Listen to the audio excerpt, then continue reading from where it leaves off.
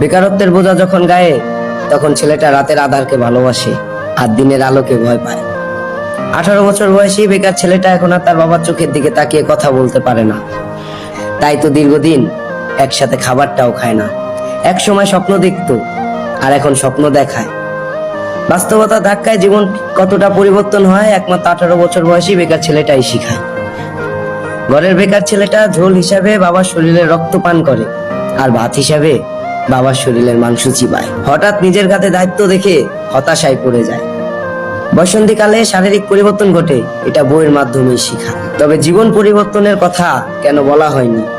ব্যক্তিগত নিজেকে কেন বুঝতে হয়? কাকেই বা প্রশ্ন করি, কারো কাছে তার উত্তর নাই। তবে তোমরা ছোট যারা রয়েছো, তারা বেকারত্বকে অবহেলা মনে করো না। একটা অবাক করা বিষয় হচ্ছে, আমরা 18 বছর বয়সী ছেলেরা দেখাই যে আমরা ভালো আছি, ভালো থাকি, তবে মুখোশ আর মুখের হাসির আড়ালে আমরা সবাই হতাশায় ভুগি।